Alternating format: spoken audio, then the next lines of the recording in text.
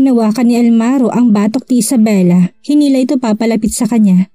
Almaro McBride, bitawan mo ko. Kakahabol pa lang ng hininga ni Isabela na maglapat muli ang labi nila ni Almaro. Nablangko ng kanyang isipan. Napalibutan siya ng aura ng lalaki. At ang mga kamay niyang tumutulak sa dibdib nito'y napahawak na lang sa kwelyo nito. Masakit. Nadadaganan mo ko. Naiipit ang mga braso ni Isabela at napasinghap siya sa sakit. Sinuportahan ni Almaro ang kanyang katawan at sinubukang hindi ipatong ang buong bigat niya kay Isabela. Sa kanya marahang kinagat ang labi nito at mahinang sinabi, "Sasaktan mo pa bang sarili mo sa susunod?" Hindi sumagot si Isabela. Ang kamay ni Almaro na nakasuporta sa kanyang bewang ay nagsimulang gumalaw. Bigla siyang kinilabutan at kagad na pinisil ang malikot at mainit nitong kamay. Kasalanan ko. Alam kong kasalanan ko yon." Nang makitang inamin na ni Isabela ang pagkakamali, dahan-dahang naupo si Almaro habang nakatitig pa rin sa kanya. "Hindi na kita papakawalan ulit kapag inulit mo yon." "Okay, hindi ko nasasaktan ang sarili ko sa susunod." Napatango na lang si Isabela. Wala nang nasabi pa si Almaro. Meron namang kumatok sa pinto't napalingon si Almaro. "Pasok." 2 staff member ang pumasok, buhat-buhat ng 2 kahon na naglalaman ng isang evening gown at isang pares ng heels. Lumapit sila at magalang na sinabi, "Pasensya na talaga Mr. McBride at Miss Vera. Nangyari ito dahil sa kapabayaan namin. Pinadala sa amin ng boss namin ang bagong high-end gown na ito kay Miss Vera bilang paghingi ng paumanhin. Sana'y magustuhan ito ni Miss Vera." Binuksan ng staff members ang kahon at isang evening gown na merong napakagandang craftsmanship ang lumantad. Ang cutting ng gown at ang golden embroidery sa itaas ng bahagi nito'y gawang kamay. Dahilan para maghulma itong compact at pino. Gawa ito sa silk brocade ni isang mataas na kalidad na tela. Ngumiti si Isabela. "Pasalamatan yung boss nyo para sa akin." Bahagyang kumunutang noon ni Almaro. Nakatuon ang tingin niya sa kalmadang ekspresyon ni Isabela. "Kilala mo si Edward Houston? Si Edward ang nagbigay sa kanya ng black invitation card, ano?" "Oo." Hindi yung tinanggi ni Isabela. Bukod sa fashion industry, maraming connection si Edward sa lahat ng business circles at siya palagi ang merong prominenteng posisyon sa lahat ng mga circle na yon. Siya ang taong nag-organize ng socialized party. Hindi lang siya nagdadaos ng ganitong celebrity events. Marami rin siyang hawak na charity evenings at masquerades. "Paano mo siya nakilala?" Tinitigan siya ni Almaro. Naguluhan si Isabela. "Bakit mo tinatanong?" Nilapitan siya ni Almaro. "Gusto kong malaman." Palagi niya nararamdaman na mayroong mga tinatagong sekretong babaeng ito sa kanya. "Ako si Vera, ang kilalang jewelry designer. Kakaiba para sa akin na makilala si Mr. Houston." Nagkibit balikat si Isabela. Sa tingin niya ay walang mali sa kanyang sagot. Pinagmasdan siya ni Almaro at wala nang sinabi pa. Kinuha ni Isabela ang evening gown at tumayo. "Magpapalit lang ako sa dress na to." Lumingon si Almaro at pinanood na maglakad si Isabela papunta sa kabilang kwarto. Bumaba ang kanyang tingin. Isang natigan na Mortwich si Edward. Magaling malalaking ito sa pagbuo ng mga interpersonal circles at nagpapalipat-lipat sa mga ito. Yun din marahil ang dahilan kung bakit ito merong koneksyon sa kalahating business circle sa buong mundo. Ang totoo, magandang relasyon nito sa lokal na law enforcers at mafias sa Mortwich. Hindi siya isang taong pwedeng banggain ng sinuman.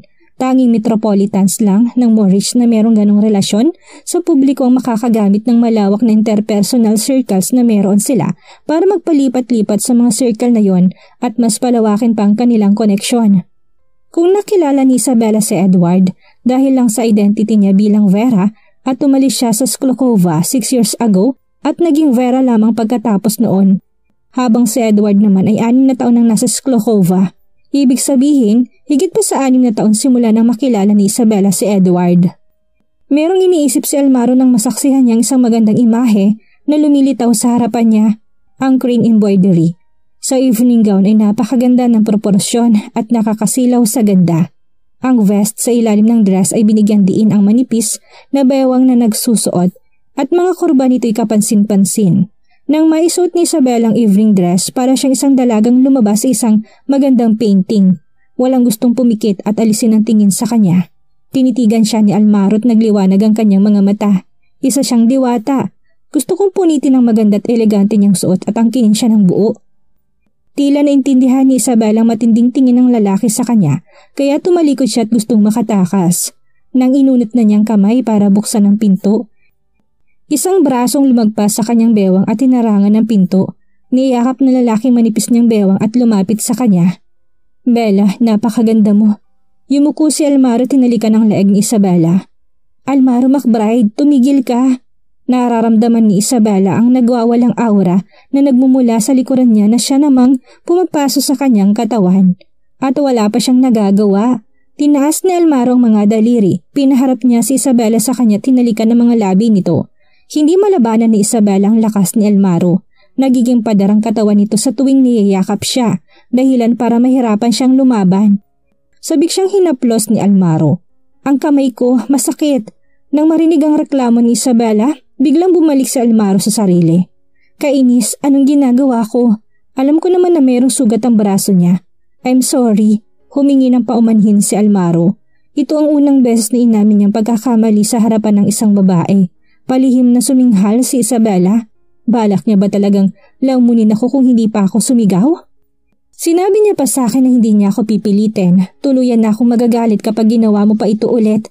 Umiwas ng tingin si Isabela. Hindi siya pamilyar sa ugali ni Almaro. Nakumpirma niya na lang ni isa itong lalaking makakumbinsi gamit ang katuwiran pero hindi mo mapipilit ng puwersahan. Alam niyang hindi siya titigilan ito kung papakitaan niya ng masamang pagtrato. Naintindihan na rin niya na epektibo ang pagsuko sa lalaking ito matapos ang ilang beses ng pagsuko niya doon. Pinatalikod siya ni Almaro habang pinagmamasdan ng ekspresyon ni Isabela nang pinagsasabihan siya nito. Lihim na natuwa si Almaro kahit papano'y hindi niya ako iniwasan at hindi nakasinggaspang ang trato niya sa akin ngayon. Kung ganun, willing ka bang gawin? Kinakabahan niyang tanong na parang batang gusto ng candy mula sa kanyang ina dahil hindi niya alam kung mabibigo siyang kontrolin ang sarili sa susunod. Tinitigan siya ni Isabela.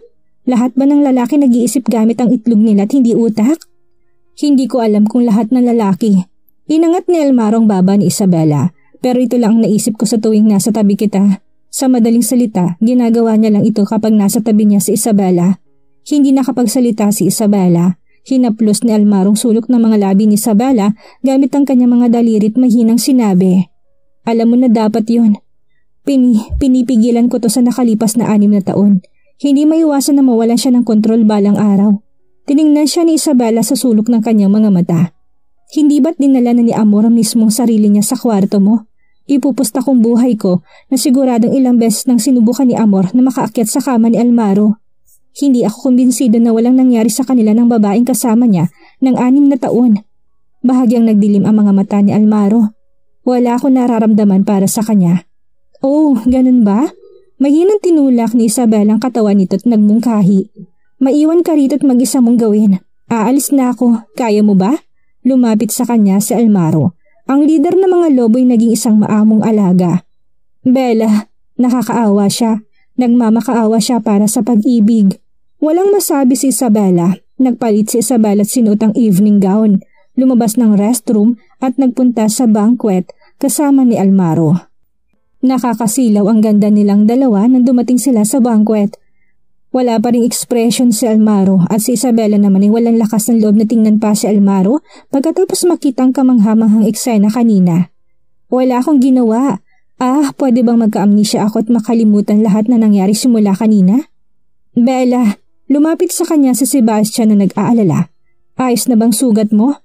Ayos na, malit na sugat lang naman at nalinis na rin. Ngumiti si Isabela. Pinulupot ni Almaro ang kanyang braso sa bewang ni Isabela at ngumiti ng konti kay Sebastian. Huwag kang mag-alala, Mr. Burlington. Ako nang bahala sa kanya ngayon, nandito na ako. Si Amor na nakatayo sa gitna ng mga tao ay napahigpit ang hawak sa kanyang wine glass. Ang atensyon ng lahat ay nakay Isabela at Almaro. Nangangalit ang kanyang mga ipin at puno ng pait na nakikinig sa mga nakakainggit na komento ng mga tao sa paligid. Ako dapat ang nakatayo sa tabi niya. Hindi na dapat bumalik pa si Isabela. O mas maganda, hindi na dapat siya nabuhay. Baka sa mga mata ni Amor ang matinding puot na meron siyang maisip. Saka siya tumalikod at naglaho sa gitna ng mga tao. Napansin ni Isabela ang pag-alis ni Amor at merong naisip kaya tinulak niya ang kamay ni Almaro. Kailangan ko pumunta sa restroom. Gusto mo bang samahan kita? Naningkit ang mga mata ni Almaro. Lumingon si Isabela, tinignan ito ng masama. Ang salitang manyak, malinaw na makikita sa kanyang ekspresyon. Napangiti na lang si Almaro bilang sagot. Nagpunta si Amor sa koridor at nakita si Per na merong kausap sa telepono. Ngumiti siya at nilapitan to. Miss Sargente! Nainis pa din si Crystal matapos mapaalis sa party, kaya mas lalo nasirang ekspresyon niya na makita si Amor. Binaba niyang tawag at galit na nagtanong. Anong gusto mo? Nandito ka ba para pagtawanan ako? Nagkakamali ka, Miss Sargente. Nandito ako para tulungan ka. Nandito ka para tulungan ako? Nagdududa siyang tiningnan ni Crystal. Hindi ba't ate ka niya? Bakit ka magiging mabait sa akin?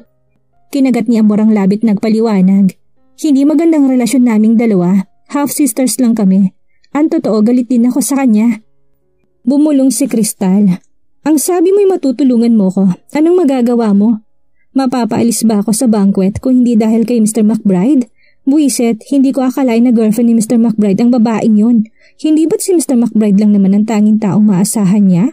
Gugustuhin pa rin ba siya ni Mr. McBride kung mawawalang reputasyon niya? Makikita sa mga mata ni Amor ang kanyang determinasyon. Huminto si Crystal at pinagmasdan siya. Anong plano mo? Kumorba ang mga labi ni Amor. Hindi niya matatakasan ang kapalaran niya ngayong gabi basta't magtulungan tayo. Mas maganda kung malalagay siya sa headline bukas. Nakatayo sa likod ng pader, narinig ni Isabel ang plano ng dalawa. Tumalim at dumilim ang mga mata niya nang marinig ang pinag-uusapan ng dalawa. Alam ko na hindi basta-basta aalis si Amor. Lumapit pala siya kay Crystal para humingi ng tulong. Nilabas ni Isabel ang kanyang cellphone at nagpadala ng message sa isang tao. Mukhang merong magandang palabas ngayong gabi. Bumalik si Amor sa banquet hall at nakitang hindi kasama ni Almaro si Isabela. Magiging madali lang ang lahat kung wala sa tabi niya si Almaro. Pero alam kong hindi maniniwala sa akin si Isabela kaya hintayin ko na lang na kumilos si Crystal. Sinisimulan na niya ang preparasyon ngayon. Nakatanggap siya ng text message kay Crystal sa kanyang cellphone habang nakita naman niyang isang bartender ang lumapit kay Isabela dalang isang wine tray. Lumapit ang bartender kay Isabela at merong binulong sa kanya. Pagkatapos marinig ang alok ng bartender, walang dudang ibinaba ni Isabela ang wine glass at umalis sa hall kasama ang bartender. Tuwang-tuwa si Amor na makita niya ang resulta. Matapos magawang arrangement, sinadya ni Crystal na magpunta kay Almaro para sabihin ang insidente. Saka siya nagdala ng grupo ng mga tao upang hanapin si Isabela. Siguradong ginawa ng laruan si Isabela ng mga taong yon. Sa oras na mahanap namin siya, hindi na makapaghintay si Amor na masaksihan ang eksena. Siguradong masisira si Isabela Taylor ngayong gabi. Ano naman kung mga anak ni Almaro mga anak niya? Hindi kailanman tatanggapin ng mga McBride ang isang maduming babae. Sinundan ni Isabela ang bartender papunta sa lounge at naroon nga si Crystal. Hinihintay siya. Pagkatapos umalis ng bartender, tumayo si Crystal at lumapit sa kanya. Miss Taylor, pasensya ka na. Kasalanan kong nangyari kanina. Gusto kong makausap ka ng tayo lang dalawa para humingi ng paumanhin. Mapapatawad mo ba ako? Hinawakan ni Crystal ang kamay ni Isabela. Malungkot ang kanyang ekspresyon habang humihingi ng paumanhin. Kung hindi ko lang alam ang tungkol sa plano nila, ay baka maniwala ako sa kanya dahil sa galing niyang umarte. Dahan-dahan niyang binawi ang kamay at ngumiti. Miss Sargente, gusto mo ba talagang humingi ng paumanhin sa akin? Siyempre naman. Oo, nakukonsensya ng konti si Crystal pero hindi dapat mahalata ng isa na merong mali. Inaamin ko masyado ako nagpapadalos-dalos at nasaktan kita. Pasensya na talaga? Mapapatawad mo ba ako? Miss Sargente, hindi sa ayaw kitang bigyan ng pagkakataon. Dahan-dahang inikot ni Isabel ang snake ring sa kanyang daliri. Tila walang emosyon ng kanyang tono. Pero hindi mo naman talaga gustong humingi ng paumanhin sa akin, tama? Bahagyang nagbagong ekspresyon ni Crystal. Ano sinasabi mo? Nandito ako para humingi ng pasensya. Miss Sargente, bibigyan kita ng isa pang pagkakataon. Anong kailangan mo sa akin? Matalim ang tingin ni Isabela. Bahagyang nataranta si Crystal. Hindi, walang alam ang babaeng ito, tama? Hindi ko dapat ipaalam sa kanyang plano namin. Mawawala ko sa upper class circle kapag mabubulilyaso ang planong ito. Kung wala ka na sasabihin pa, mauuna na ako. Sa tingin mo, makakaalis ka na ngayon? Hinawakan siya ni Crystal at biglang sumigaw. Lumabas kayo! Ilang lalaking malalaki ang katawan na nagtatago sa kwarto sa lounge ang lumabas sa kwarto. Bahagyang nagdilim ang mga mata ni Isabela. Miss Sargente, sigurado ka bang gusto mong gawin ito? Ano naman? Walang magliligtas sa'yo kahit na lumuwa ang lalamunan mo kakasigaw. Hindi ba't isa kang mayabang na buruhang iniisip na girlfriend siya ni Mr. McBride? Sasabihin ko na sa'yo ngayon, hindi rin ako isang taong pwede mo ring banggain na lang. Tinulak ni Crystal si Isabela papunta sa mga lalaking yon. Hinawakan ng mga malalakas na lalaki si Isabela at isa sa kanilang nagtakip ng tela sa kanyang ilong at bibig. Sinubukan niya magpumiglas pero kaagad siyang nawalan ng malay. Nang makitang nawalan ng malay si Isabela, lumapit sa kanya si Crystal. "Sino ka sa tingin mo? Pagkatapos ng gabing ito, isa ka nalang normal na tao." Pagkatapos sabihin yun, sinabi niya sa mga lalaki, "Guys, mag-enjoy kayo." "Opo, young lady." Sabik na sabik at hindi mapakali ang mga lalaki. Napakaganda ng babaeng ito. Sulit na sulit ang mabayaran ng $80,000 para lang babuyin ang ganito kagandang babae. Pagkalabas ni Crystal sa private lounge, mabilis siyang nagpatulong sa isang lalaking nakaitim na nakatayo sa labas ng pinto. Tumalikod ang mga lalaki na marinig ang ingay na nagmula sa labas ng pinto at nakitang isang lalaki nakaitim na merong tattoo sa leeg na hila-hila si Crystal na walang malay pabalik sa lounge. Dahan-dahan namang bumunot ng pistol ng lalaking nakaitim sa kanyang suit. "Huwag kang gagalaw." Si Isabela nagkamaling na tinutok ng matalim ng dulo ng snake ring sa kanyang daliri sa leeg ng lalaking nasa harapan niya. "Kung ayaw mong mamatay, sumunod ka." Dahil sa baril o sa banta ng babaeng nasa likuran nila, napataas ng kamay ang mga lalaki dahil sa takot. "Binayaran lang kami para gawin ito. Wala kaming alam."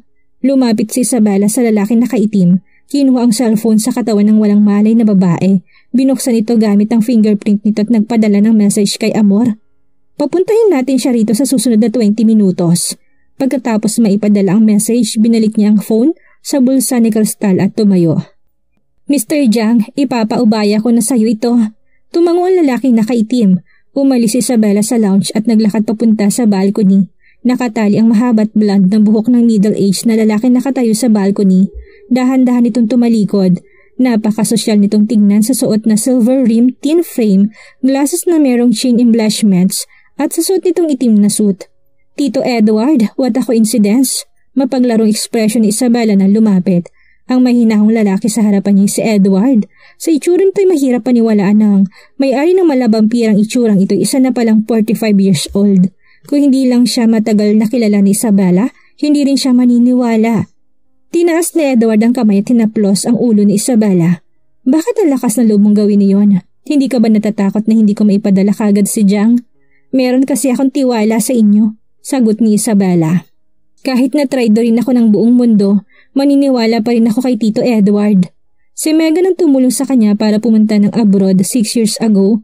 Noong mga taong nasa Stoslo siya, nakatanggap rin siya ng tulong mula kay Tito Edward bukod kay Megan. Kung hindi dahil sa kanya, matagal na siyang naapi sa mapang-aping bansa ng Stoslo. Bata pa lamang siya'y kilala na niya si Tito Edward dahil sa nanay niya. Kahit na hindi niya masyadong alam ang relasyon ng nanay niya kay Tito Edward, ang tanging alam lang niya si Tito Edward lang ang tanging taong nakakilala sa kanyang ina. "Young lady, nakakatakot yan." Para bang sinisermonan ni Edward si Isabela, pero ibang sinasabi ng malinaw niyang mga mata dahil tinuring na niyang tunay na pamangkin si Isabela sa nakalipas na mga taon. Alam na niyang matagal nang bumalik si Isabela sa Sklokova. Hindi niya ito kinausap dahil ayaw nitong gamitin ng relasyon sa kanya para makapaghiganti. Sa sarili lamang niya gustong umasa ng batang ito. Pinatong ni Edward ang kamay niya sa balikat ni Isabela. "Well, bumalik ka na sa banquet. Huwag mong hayaang mag-alala sa'yo si Sebastian. Bumalik na ba dapat ako? Hindi ko ba mamimiss ang climax kung aalis ako?" Tumaas ang mga kilay ni Isabela. Napansin ni Edward ang masamang idea na iniisip ni Isabela at ngumiti. "Ayos lang sa akin ang lahat basta masaya ka. Para naman sa mga Argente, ako nang bahala sa kanila. Magsaya ka na lang ngayong gabi." Nasa gilid lang ang person in charge ng socialite party. Inaasikaso nangyari aksidente ngayong araw. Kailangan nilang bigyan ng paliwanag si Mr. McBride kahit anong mangyari. Lalo na't hindi maaaring galitin ng taong in charge sa banquet ang isang Mr. McBride. Samantala, palingalinga si Almaro sa mga tao na para bang meron siyang hinahanap. Pero kanina pa niya hindi nakikita si Isabela. Kaya naman nagdilim ang kanyang mga mata. Binaba niyang kanyang wine glass. "Ikaw nang bahala. Meron akong kailangang gawin." Hahanapin na sana ni Almaro si Isabela na nagmamadali naman siyang lapitan ni Amor. "Almaro, masama ito." Natatarantang itsura ni Amor na lapitan siya. "Wala si Bella. Kanina ko pa siya hinahanap pero hindi ko siya makita." Matalim at malamig ang mga mata ni Almaro. "Sigurado ka bang nawawala siya?" Kinagat ni Amor ang kanyang labi na para bang malapit na siyang umiyak. Almaro, alam kong hindi ka maniniwala sa akin, pero hindi ako nagsisinungaling sa'yo. Ang importante ngayon ay mahanap ka agad si Bella. Palihim siyang suminghal. Akong pinakagustong makakita kay Isabela ngayon hindi ko alam kung sinong lalaki ng kasama niya.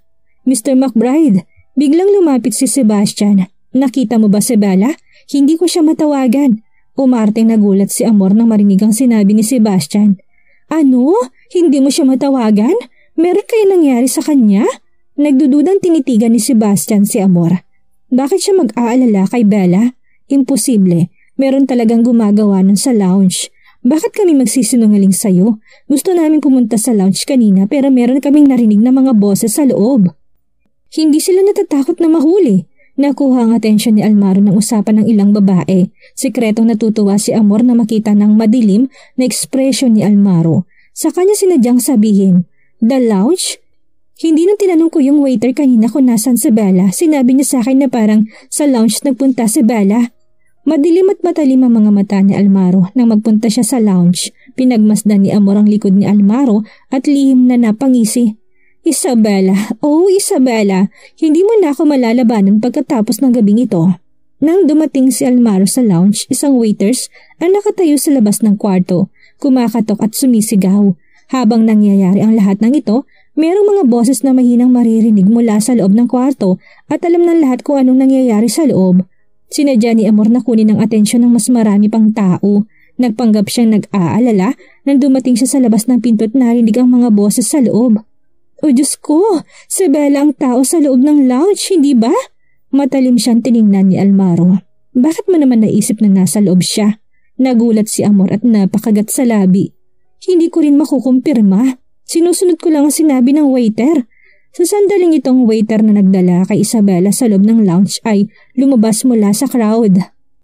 Nakita ko nga po si Miss Taylor na pumasok sa lounge at hindi pa siya lumalabas at nakita ko rin na merong ilang lalaking pumasok kasunod niya. Miss Taylor? Diyos ko, ang girlfriend ba ni Mr. McBride ang tinutukoy nila? Malaking balita ito, ano? Nagsimulang magbulungan ng mga tao. Napakalaking headline ito. Nasa loob ang girlfriend ni Mr. McBride at merong kasamang lalaki. At hindi lang isa, iniiputan niya ba sa ulo si Mr. McBride? Nagngalit ang mga ngipin ni Sebastian. Imposible yan. Hindi ganyang babae si Bella. Hindi siyang babaeng nasa loob. Suminghal si Almaro at walang sinabi. Dinala ng manager ang susi sa lounge. Hindi may kakailang pananabik ni Amor habang pinapanood ang manager na buksan ang pinto ng lounge. Makikita ng lahat ang dumi ng babaeng yun ngayon. Pagkatapos bumukas ng pinto, lahat na nasa likuran ay nilabas ang kanilang mga cellphone para kumuha ng litrato. Isa itong bihira at mainit na eksena. Ang unang eksenang tumambad sa paningin ng lahat ay ilang lalaking magugulong itsura na nakasandal sa isang babae.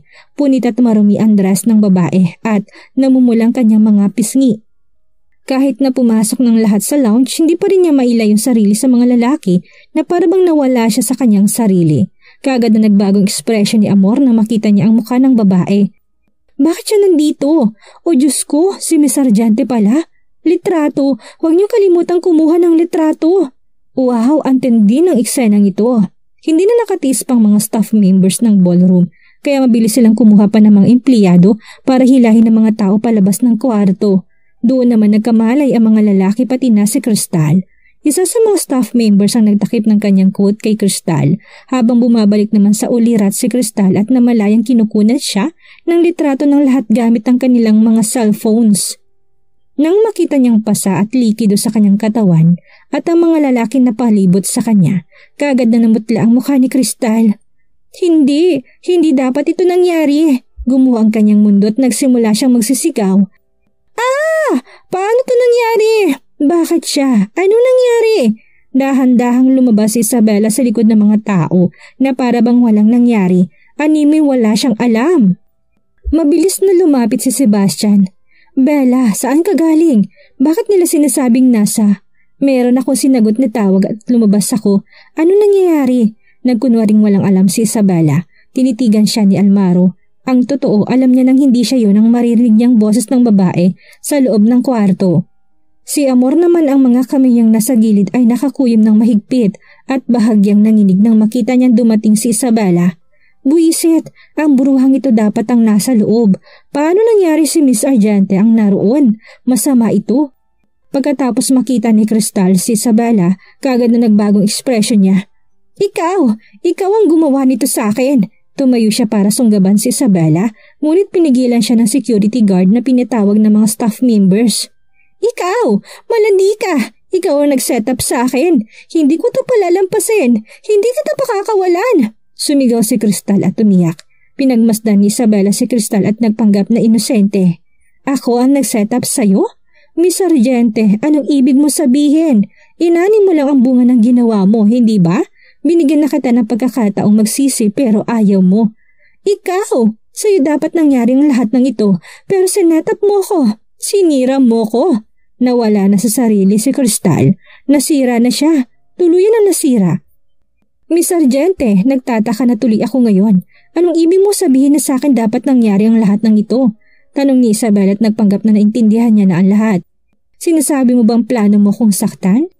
Hindi ba't nakakapagtaka kung bakit merong waiter na nagsabi sa akin na hinihintay mo ko sa lounge at pinapapunta ko? Sumilip siya sa mga tao at nakitang waiter na napayuko dahil nakokonsensya. Lumapit siya sa waiter at hinila ito palabas. Young man, ikaw nagpapunta sa akin sa lounge, hindi ba? Hindi alam ng waiter kung anong nangyari. Dinala lang niya si Isabela sa lounge. Ayon sa utos ni Miss Argente, ang huli niyang gawain ay kumpirmahin na nasa loob ng lounge si Isabela. Pero sinong nakakaalam na wala pala siya doon? Gusto ko sanang pumunta doon. Meron ako sinagot na tawag at umalis. Plano kong bumalik para kausapin si Miss Argente pagkatapos ng tawag. Pero sinong mag-aakala? Tinignan ni Isabela si Crystal. Miss Argente, wala akong maalala na meron tayong pinagtalunan kaya bakit mo ito gustong gawin sa akin? Ikaw! Maputla ang mukha ni Crystal at nanginginig ang katawan niya na marinig niyang pangungutya, pambibintang at mga diskusyon ng mga tao sa paligid niya. Sinong maawa sa akin sa oras na to? Arrogante at mayabang na babae si Crystal sa upper class circle ng Bashboard at marami na siyang nagalit na tao. Ngayong bumagsak na siya sa ganitong punto ng buhay niya, swerte na siya at walang nagdadagdag ng asin sa mga sugat niya. Balak ng kunin ni Amor ang pagkakataon na tumakas eksena pero nakita siya ni Crystal. Tama, dahil itong lahat na masamang idea na yon. Ikaw iyon, huwag kang aalis dahil itong lahat sa idea mo. Buruha ka, nagsinungaling ka sa akin. Biglang sinugod ni Crystal si Amor, biglaan ang pangyayari at hindi nakagalaw kagad ang security guard para pigilan siya. Hindi ako yun. Wala akong kinalaman dito. Hinihila ni Crystal ang buhok ni Amor at halos mahubad na ni Crystal ang kanyang evening gown.